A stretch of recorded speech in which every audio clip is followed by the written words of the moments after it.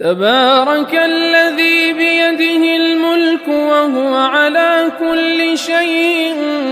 قدير الذي خلق الموت والحياة ليبلوكم أيكم أحسن عملا وهو العزيز الغفور. الحمد لله كفى وسلام على عباده الذين اصطفى وبعد. اعوذ باللہ من الشیطان الرجیم. بسم اللہ الرحمن الرحیم.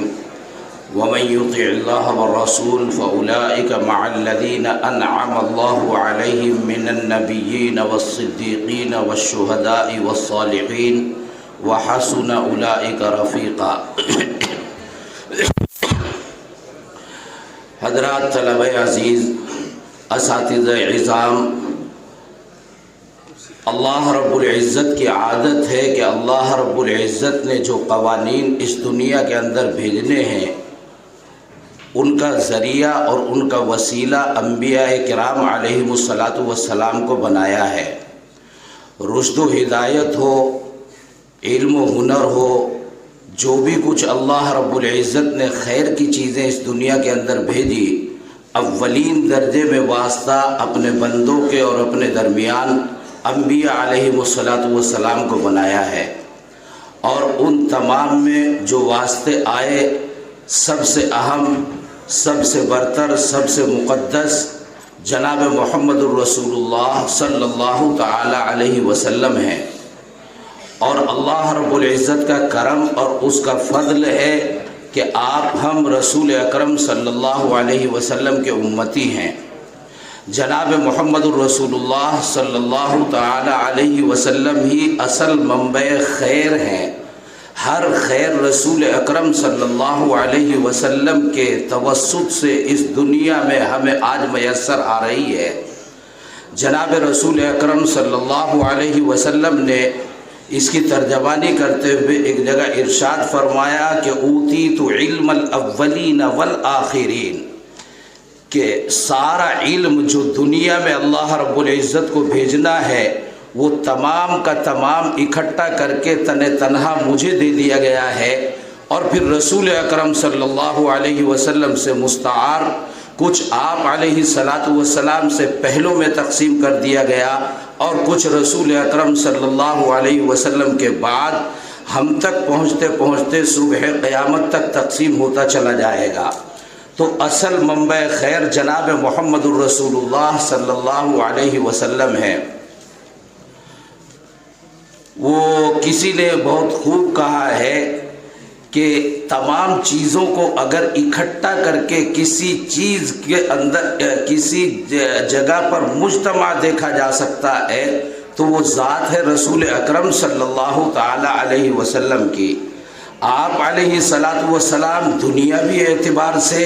دینی اعتبار سے، اخلاقی اعتبار سے، علمی اعتبار سے، سیاسی اعتبار سے، سماجی اعتبار سے، معاشرتی اعتبار سے، الغرض جو رسول اکرم صلی اللہ علیہ وسلم کے اوپر وحی الہی نازل ہوتی ہے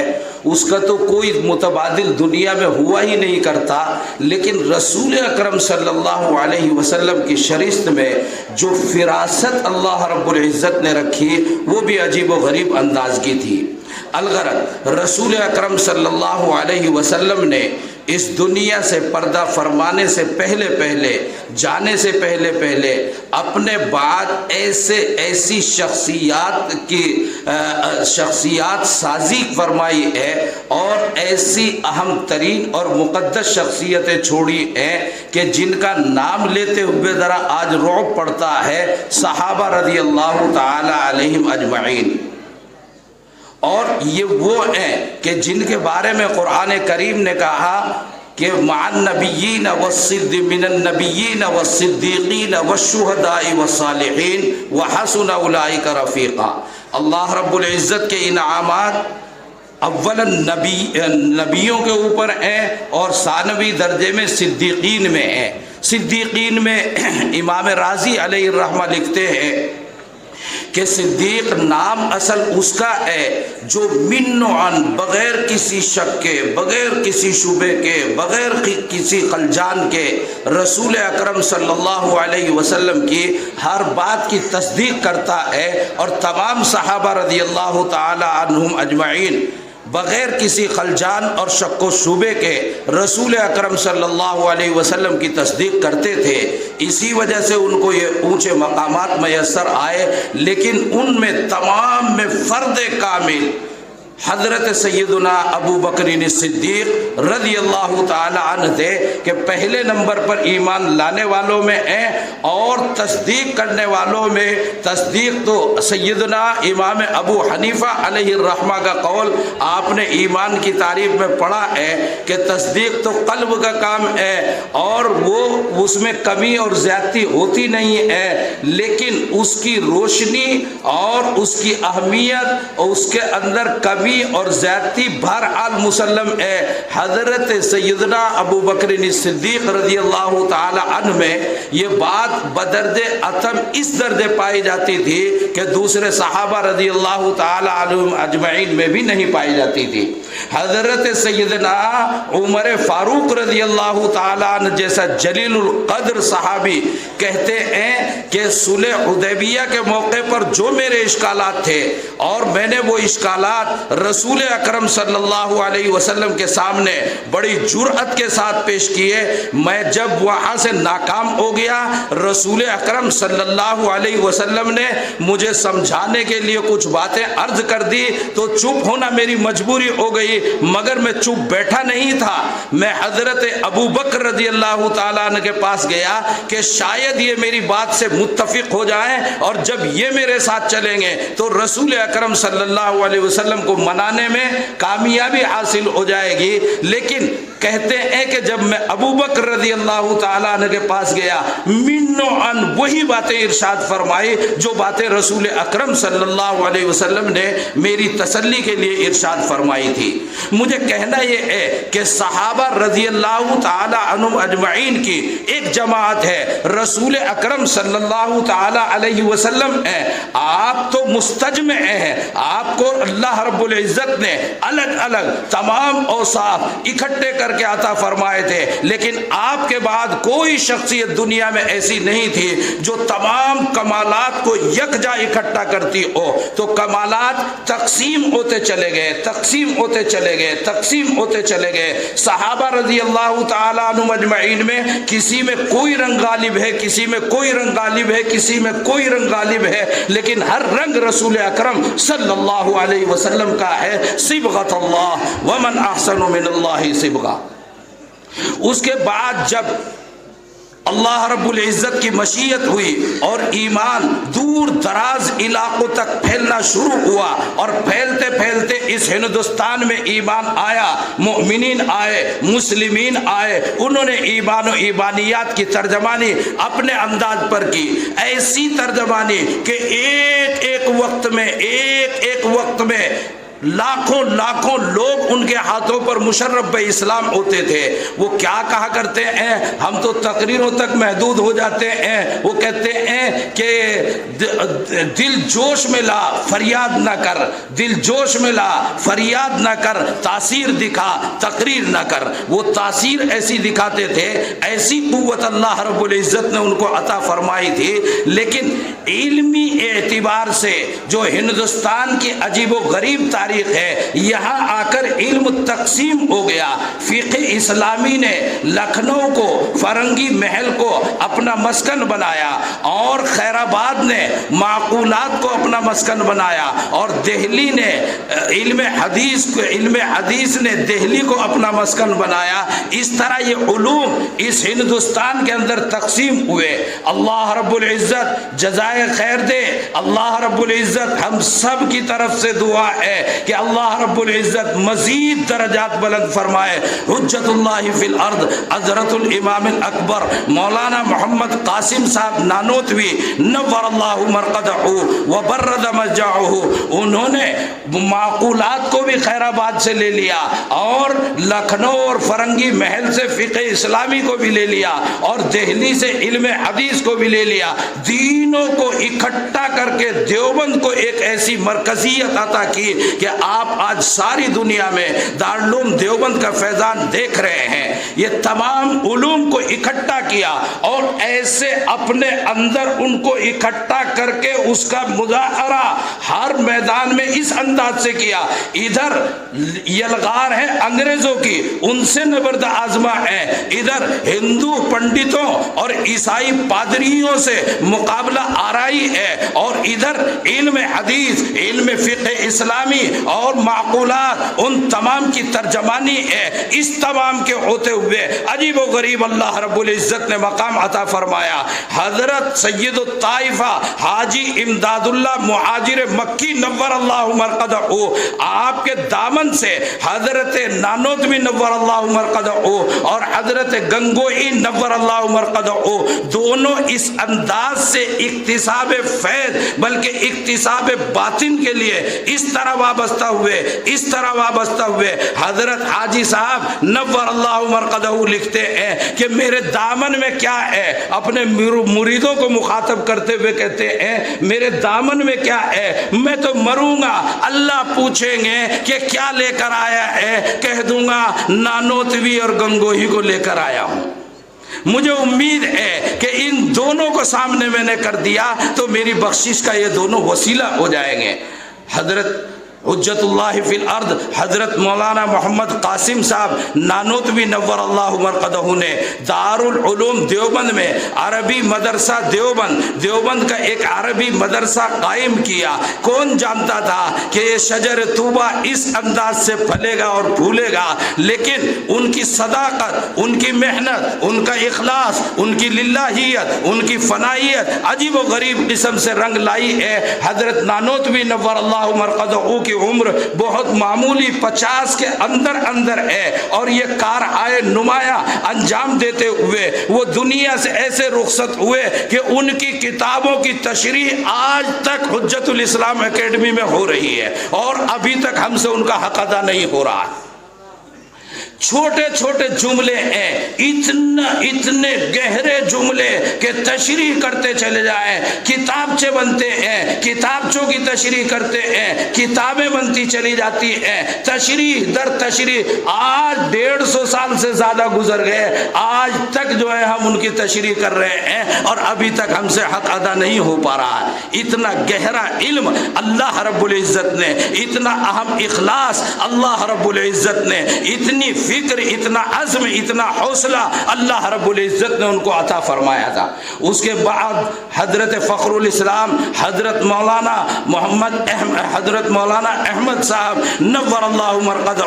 وبرد مضجعہ، آپ ہی کے خانوادے میں اللہ رب العزت نے پھر ایسی شخصیت کو پیدا فرمایا کہ ان کو یہاں دیوبند میں عمر ثانی کہا جاتا تھا۔ وہ دور عجیب و غریب انداز کا ہے، اور ان کی محنت اور جد و جہد، وہ ایک ساتھ دیوبند کو بھی دیکھتے تھے اور حیدرآباد کے فیصلوں کو بھی دیکھتے تھے، وہ دارالقضا کو بھی دیکھتے تھے اور دارالفتاح کو بھی دیکھتے تھے۔ وہ یعنی ہمہ جہت شخصیت اللہ رب العزت نے دارالعلوم دیوبند کو عطا فرمائی۔ زمانہ آگے بڑھتا چلا گیا اور پھر ماضی قریب کہیے کہ حضرت حکیم الاسلام حضرت مولانا قاری محمد طیب صاحب نور اللہ مرقدہ وبرد مضجعہ،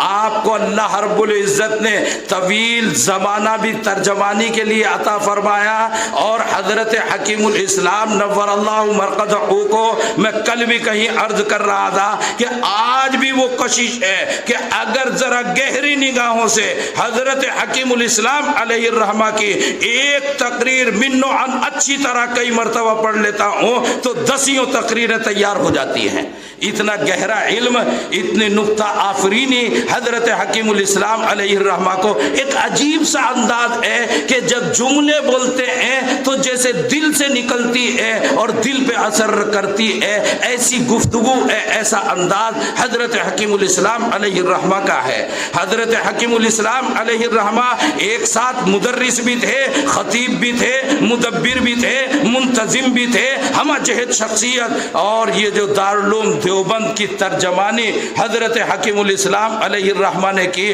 ایسا کوئی عنوان دے دو، اس عنوان پر تفصیل کرتے کرتے کرتے کرتے حضرت نانوتوی اور دارالعلوم دیوبند ایسی وابستگی قائم فرماتے ہیں، ایسی ہم آہنگی دکھائی دیتی. حضرت نے ایسی ترجمانی دارالعلوم دیوبند شجر طوبہ، شجر طوبہ، اگر شجر طوبہ ہے تو اس میں دخل ہے بڑا 50% سے زیادہ کہیں حضرت حکیم الاسلام حضرت مولانا محمد طیب صاحب نور اللہ مرقدہ وبرد مجاعہ کو.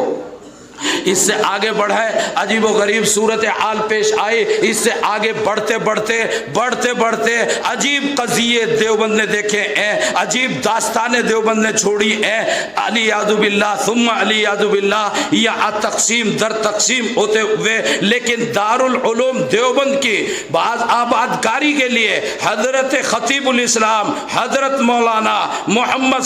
سالم صاحب قاسمی نور اللہ مرقدہ وبرد مجاعہ،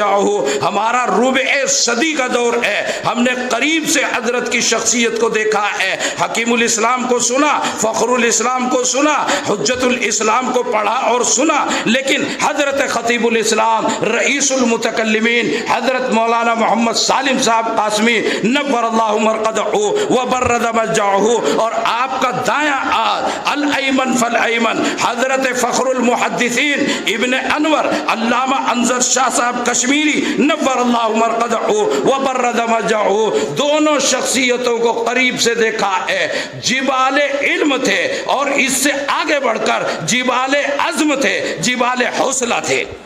ان کو اللہ رب العزت نے ایسے وقت پر جب اچھوں کے قدم ڈگمگاتے ہیں اور اچھی طاقتیں جواب دے جاتی ہیں، اس وقت ان کو اللہ رب العزت نے وہ عزم اور حوصلہ عطا فرمایا تھا جس کی ترجمانی یہ دارالحدیث اور یہ دارالعلوم وقف کے در و دیوار کر رہے ہیں. عجیب و غریب شخصیتیں اللہ رب العزت نے عطا فرمائی. اور نام میں تھوڑی سی تبدیلی نہیں، بلکہ جو نام کے اندر دبے ہوئے الفاظ تھے جو آپ محذوف کہتے ہیں کہ المحذوف کالمذکور، المحذوف کالمذکور. پیر صاحب نے ہمیں خوب سکھایا ہے المحذوف کالمذکور، کہ کبھی کبھی کچھ محذوف ایسے ہوتے ہیں کالمذکور ہوتے ہیں، وہ کبھی کبھی مذکور ہی ہو جاتے ہیں. یہ دارالعلوم دیوبند یہی اصل وہی تو دارالعلوم دیوبند، وہی دارالعلوم دیوبند. میں عرض کر رہا ہوں ذرا سمجھیے طلبہ عزیز، آپ کے جملے کبھی کبھی احتیاط کے خلاف ہوتے ہیں. سنیے، اور پوری قوت کے ساتھ کہنا چاہتا ہوں، میرے اکابر علماء یہاں پر بیٹھے ہوئے ہیں، حضرت